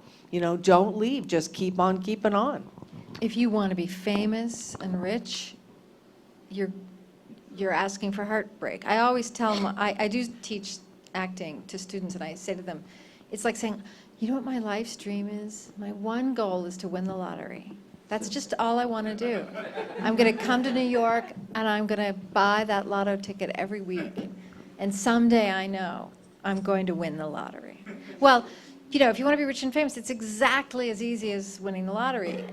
You can't, what are you in this for? Do you love the art? Do you love the work? Do you like the collaborative aspect of acting and theater and all that? Then do it. Do it everywhere and anywhere. Just keep doing it and make sure you have enough of a decent job that you can live. Don't forget the agent manager I part. agree with agent that, manager but question. back to the I don't know. agent, I agree with what she just said, but to get back to the how do I get an agent or manager, because you do need some kind of representation, although people are permitted to submit themselves for jobs now. I don't know how seriously they're taken, but in my case, as I was saying, well, my agent in New York, how I got that agent is being a member of the Negro Ensemble Company. One of the shows that I did moved to Broadway, and the producers said, you need an agent to negotiate a contract. So at that time, they had something called the Ross Reports. Does anybody Still remember have it. those? It's now Oh, called okay. Call Sheet. All right, Yeah. so I went alphabetical order, and the agent that I wound up with was Arcara, Bauman, and Hiller, because I went through, there were maybe 3 or 4 in front of that, and I just picked up the phone, and they said, no, we're not seeing anybody. But when I said to the person that answered the phone at Arcara, Bauman, and Hiller, I've got a Broadway contract and I need somebody to negotiate. How fast can you get here? So I was with that agent for like a really, really long time. And then when I got out here and that ABC vice president wanted to help me get an agent, he sent my material to 7 different agents. Okay? They all turned me down.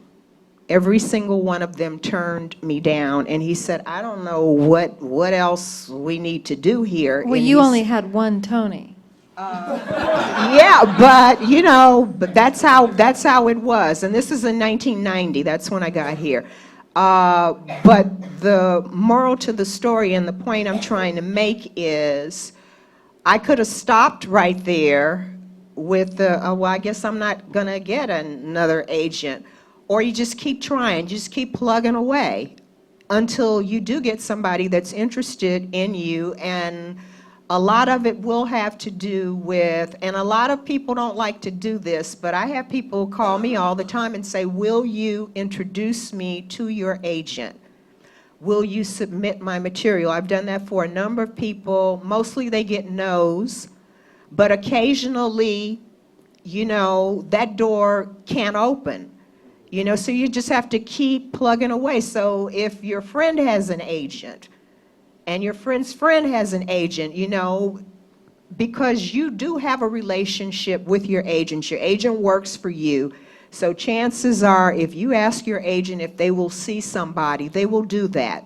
The answer may be no, but you have a shot at getting somebody to help with the recommendation to get you through a door, because that's basically, you know, what you need out here is a recommendation to get you through the door. And you just keep trying. And I say definitely keep trying, because, yeah, all of this that we're saying, and we're all coming from different places, and we all have a different perspective and a different point of view about how we approach this. But obviously, if you're sitting out there, you want to be sitting up here, okay?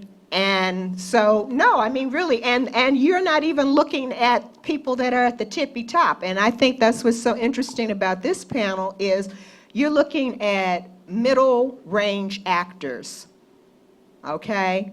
That's the careers that the people on this stage have, and we're the people that have more to tell you than people that are at the tippy top, okay? So I'm going to tell you what I believe, and Lee is telling you what she believes. Everybody has a different point of view, but I believe that if you're in this room, you want to work, and you want to work and get paid. So you have to keep doing all that you can do. You have to keep taking the steps.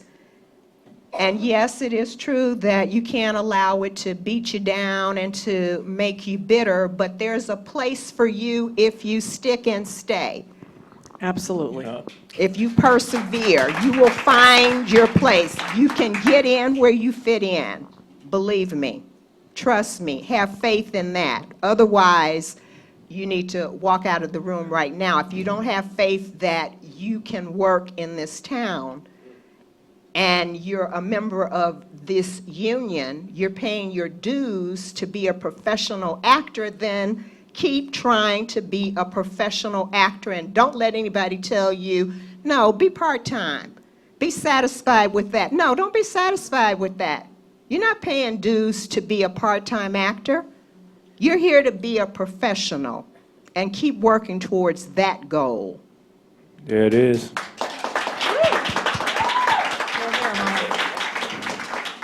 And also, I think it's important to understand that agents and managers are not the end-all, be-all, and they don't solve most problems.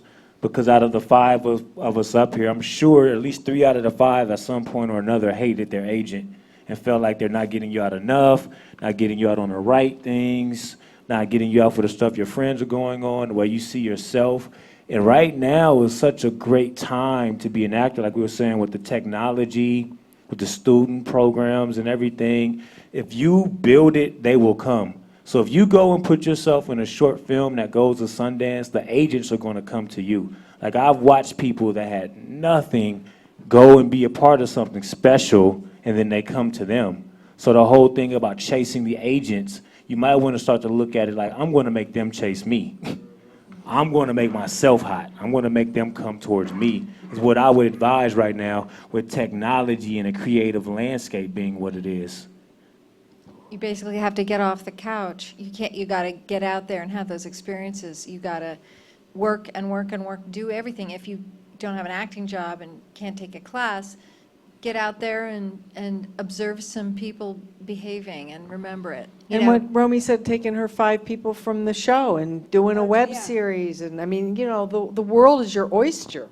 oyster. there are now, there are deals being made off of people tweeting. Yes, It's like, that one what? woman? I mean, Oh my yeah, it's like, God. what? Or blogs. I mean, I don't have that many opinions, so I mean, I mean, that's just like, oh my God, you write so much. But I'm just saying is that unlike, because I kind of feel that when, well, you're young, but Got an when, old soul. yeah, but you know, it was like, unless you were in a showcase, or unless you were in a theater, or unless you got the, you know, you were in an under 5, whatever the part is. But now, it's amazing with all the web series, or just, you know, you can, I mean, I don't even know what is on YouTube. It's endless. And it's like, you know, and it's like the, those Herbal Essence commercials. I think everybody's too young to do that, but it's like, and they tell a friend, and so on, and so on, and so on. It was amazing, because for this Bitter Party of 5, all of a sudden, we just did it because we wanted to have fun, and nobody knew who he was. And then all of a sudden, we got, like, Deadline heard of it, and it was just because we did something that we challenged some, you know, we challenged the system, so to speak. But we never in a million years thought that all of a sudden then, you know, 21,000 people, or there's all of these things where they become viral. It's because it, you know, it touches something in someone. We don't have the answer what that is, but the reality is the possibilities are endless, and they used to not be. So they really are. I mean, it's kind of extraordinary and exciting. You know, it's like, so you can't be lazy. I personally am very lazy. If you get together with your friends, and if you don't have any friends, that's a whole nother conversation. But if you get together with your friends and you create something for fun in your spare time, it'll start taking over you, and you will have so much fun. And we're here to tell you, we've all been in major motion pictures and major things and major everything. We're here to tell you that's as good as it gets. Having fun while you're working, and then you're like, let me play that back. And that was great. You know, that's as good as it gets. That's it. That's the tippy top. I mean, yeah, the tippy top, I guess, is getting $10 million a picture. But again, the lottery, it's not going to happen. So the tippy top is losing yourself in your work and being ecstatic. And you can do that. You have an iPhone. Yeah, and just also the thing of remembering, this is not the land of probability. You're not here because it's probably going to work. You're here because this is the land of possibility. Anything is possible. And I can guarantee you, there's 10 years from now, there's technology that you and I can't even think of, that if you left the house without it, you turn around and go back and get it, that's going to involve us. You know, there's going to be a time when I can say, oh, Mo, did you see that commercial I did? I'm going to pull on Eve's earlobe, and you're going to see it in her eyeballs, because, you know, that's how fast technology is. When I was a child, you dialed the phone like this, you know, kind of thing. So it's you know, just know that you, if you, not only if you build it, they will come, but if you can think of it, you can create it. Keep dreaming. Never stop dreaming. That's so important. Always believe in your dream. Don't let anybody stop your dream. And Lee said something right off the bat about sowing seeds and then reaping them later. Like, I'm 105 years old, and when I was She's young 106. and starting out, there were a whole bunch of us actors, you know, hundreds of thousands of us starting out, and some of us knew each other and da-da-da. And one of them became rich and famous, and she always thought I was great. She just thought I was a great actor. And then about a year, 2 or 3 years ago, her husband commissioned this web series. They said, let's do a web series. So they said, who should we get to play this one part that was it was a part, I'm telling you, Meryl Streep would have killed for this part. It was a great part. And they go, oh, let's get Eve because she's really great. And it's like a web series where they were paying you absolutely nothing, and they didn't think they could maybe get anybody else, and also they just liked me and believed in me. That's how you're going to get these parts. I'd known her for 20, 25, 30 years, and she just said, let's get Eve. So we did it, and it ended up being really good, and it went on YouTube, and it got 2 million hits. And from that, it was really good, and it got named as one of the top web series of the year by Time Magazine. And then from that, I started getting a lot of more TV jobs after that. And that was from like I was just busy taking my kids to school and fending off, you know, like, I don't know what I'm going to do next with my life, but it won't be acting, because acting just doesn't pay. And then the next day, anything can happen at any time. It wasn't the lottery, but it was, yeah, now I've got a lot of auditions and a lot of parts I think because of this web series, at least I think so, who knows? And as for the agent question, I've got a lot of friends who don't have an agent, who use a lawyer and a manager, an entertainment lawyer who gets 5% of every contract and nothing else, or a fee for every contract, and then the manager. But that's their journey, like they're going through that because they have some problem with their agent or whatever. But, you just need a job and an entertainment lawyer and maybe a manager. If you can get a manager, get a hungry one, get one who loves this business, who loves actors, then you'll be on the same page. I want to talk more about cultivating relationships in this business. You touched on it a little. I think for newer actors, the word networking is scary to them. They don't know what that means, so I have to pay to go to networking event and things like that. But you all have had these careers, I'm sure, throughout. You've had relationships and kept them going. Do you have any advice about that? I mean, do you send thank you cards, as basic as that? Do you keep in touch with the people you've worked with after you've been on a set? How do you keep that going? I actually do. I mean, even if I actually still send thank you, and it won't be an email. I'll actually send a thank you card if I have met someone. I mean, it's rare that people do generals as much, but just recently, I mean, I just met someone yesterday, which I hadn't met, and I went with a new manager, and they're like, I want you to meet this person, and this person said, oh, well, I know her, but I guess I don't know her face to face, and this woman took the time to meet me. We had a lovely conversation, and I personally think she deserves to be acknowledged for it. How that's done is different, but I will tell you that the times in which I have written thank you notes or I have gone that extra mile, it has come back where I did it for, I had to pull out of something for a job. But I wrote the director a personal note, and I remember seeing them later on, and they said, you know what, thank you so much for that note. So it's kind of amazing to me what the little things that matter. As far as networking, honestly, I think if you're a real, honest, good person, and they enjoy working with you, and you can do a follow-up. If you're just starting out and you've had a wonderful experience, there's nothing wrong with writing a note to the director. I mean, especially for those who are starting out, I believe that, because again, it is just acknowledging someone that you're appreciative, and I don't think anyone doesn't like to hear that.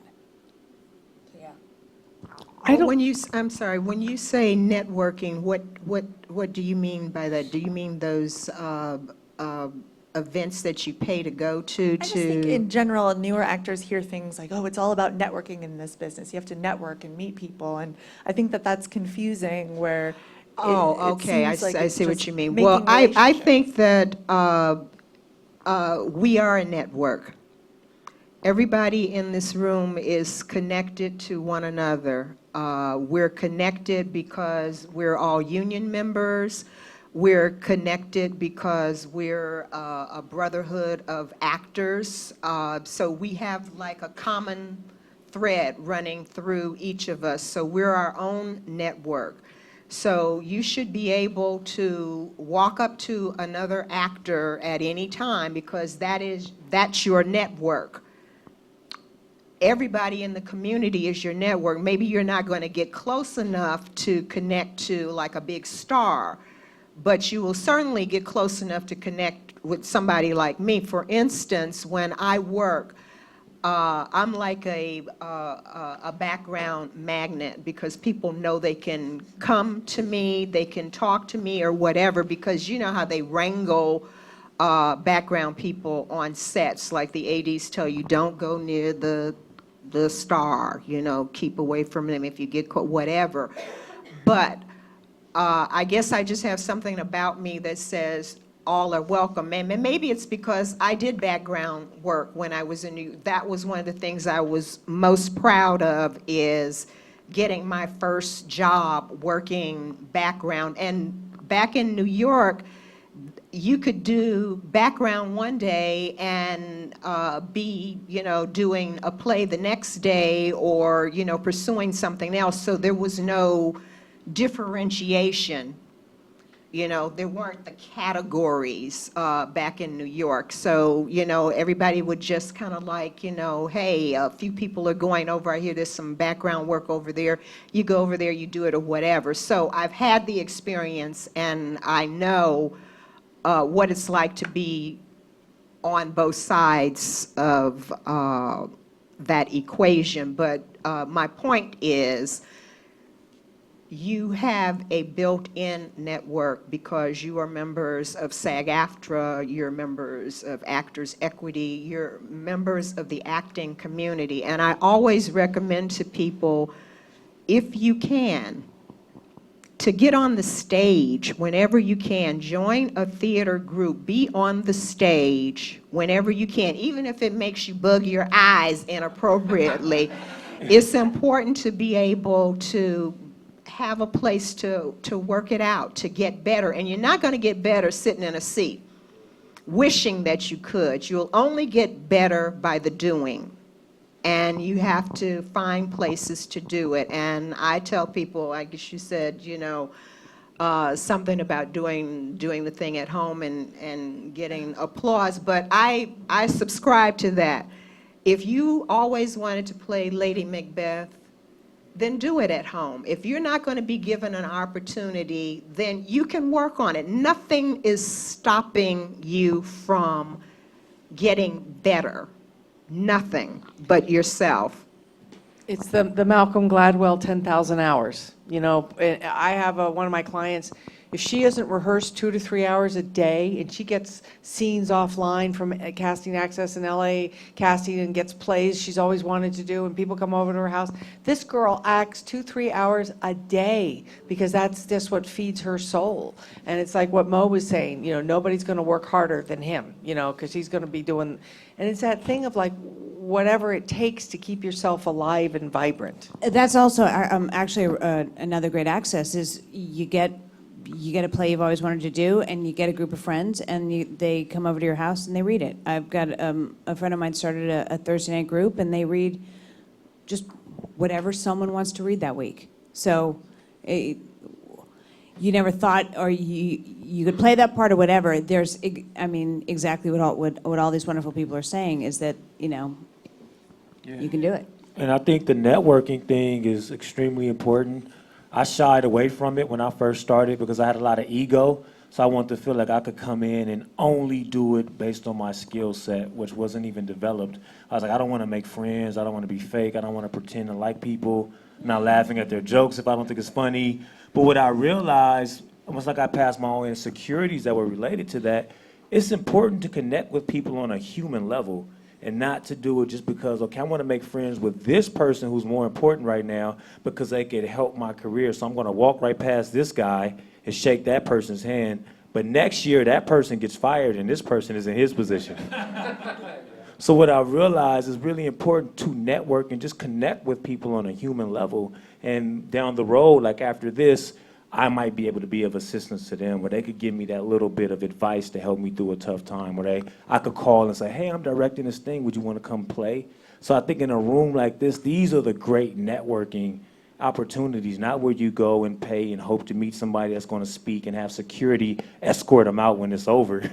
You should know the person's name next to you in a situation like this. This is definitely a be nice to everyone town. This is not a burning bridges town, because the assistant to the casting director today is the head of comedy development at Warner Brothers a year from now, is saying, would you like fries or Caesar salad a year after that, is the president of CBS television.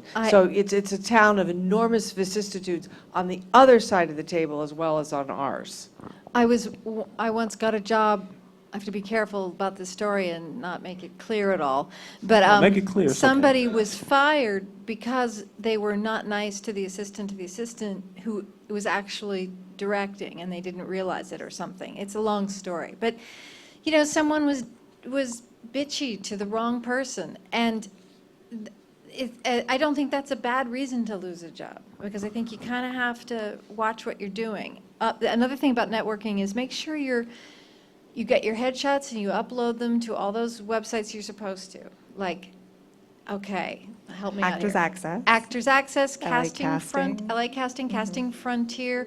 No. Now casting, spend the money, put them up there, because I just recently got a commercial agent, and they said, it used to be that the big, powerful commercial agents would send you your picture and you'd get the audition. Now, the casting directors look at those great big things with 50 tiny pictures, and they go, I like that picture, I like that picture, and you can get more unknowns in for at least commercials than you ever could before.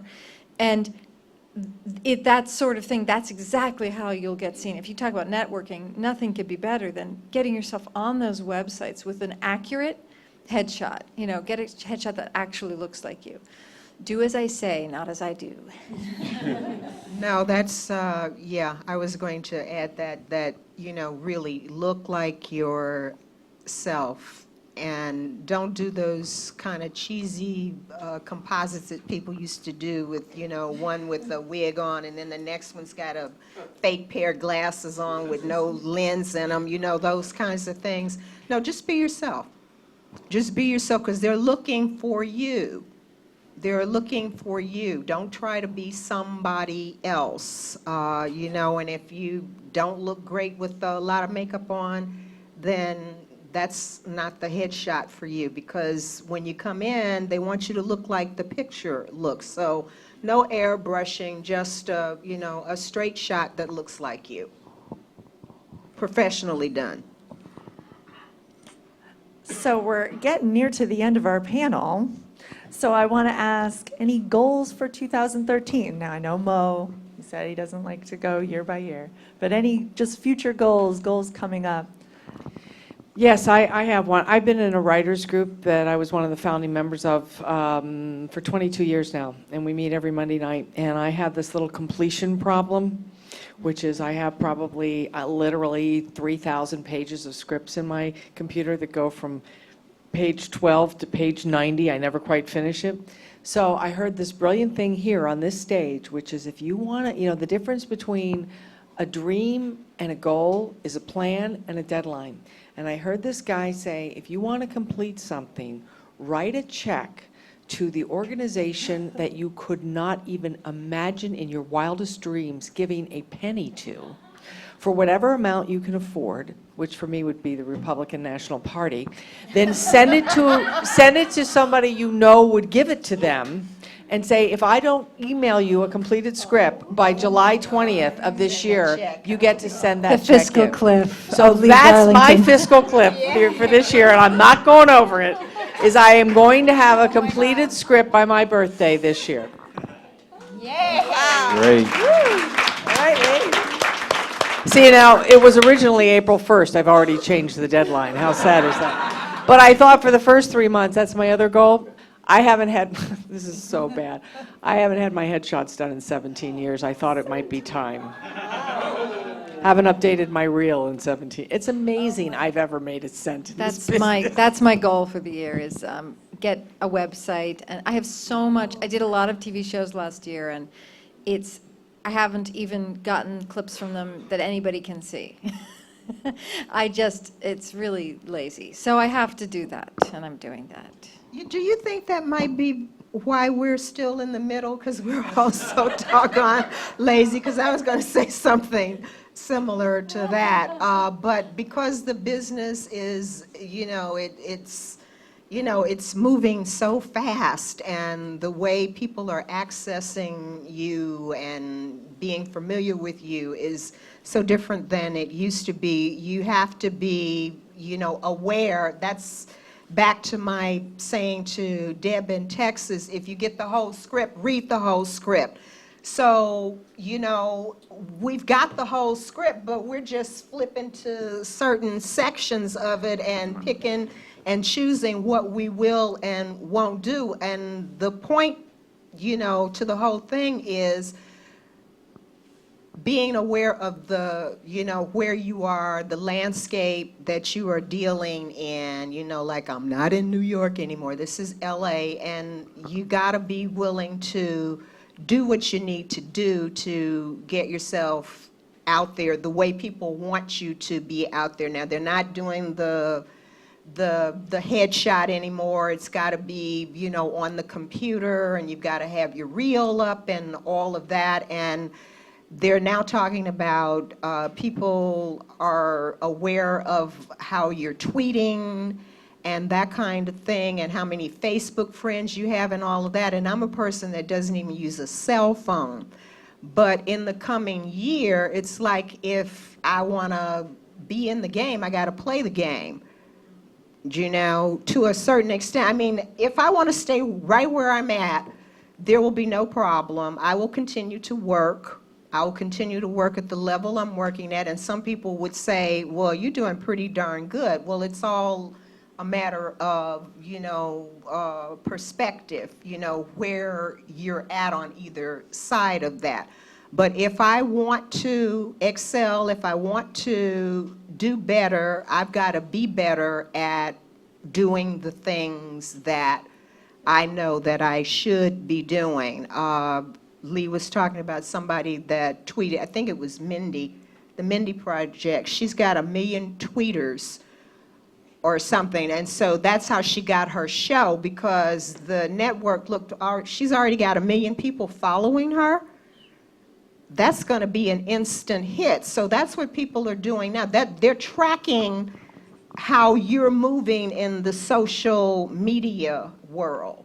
I think I'd be terrified if I had 1 million people following me. Well, you know, I mean, I don't know how any of it goes because I've never tweeted or blogged or Me neither. any of that. I don't know that. But, you know, I'm not too old to learn that. You know, I've been resistant to it, and I've been like, you know, I don't get. But, you know, that's the lazy part of me. And how I used to be when I first got started with this is I had more energy, I had more will, and eventually what happens is it starts to peter out as there becomes a sameness to the roles that you get, or, you know, and you start being less grateful for the work, and you start being lazy about it because you know, oh, I can get that part, or I'm not interested in that part, or whatever. But if that's how I feel about this, then I need to leave the room. I need to leave the stage in order to have the honor of sitting in front of you, okay? I need to be doing all that I can do to be the best that I can be. Otherwise, I am not giving you a good example. If I'm telling you, just be lazy, something will happen for you eventually. No. I've got to be the change that I want. I've got to be that. So that's my new goal, is to make everybody that's sitting on that side proud of who I am as an artist. Okay? I want to lead by example. And so I'm going to be better, network people. Well, thank you all so much. This has been so many interesting perspectives and inspiring quotes, and really, really fantastic. Thank you all for speaking. I just want to say, too, to the SAG Foundation, since I think this is the last Life Ref panel of the year, thank you so much for all you do in putting this together for us. It's so fantastic. So, yay, Rochelle. Thank you to everybody online who was watching. Thank you to everybody who showed up in person, and we'll see you next year. Have a blessed holiday. Actually, use the bathroom before I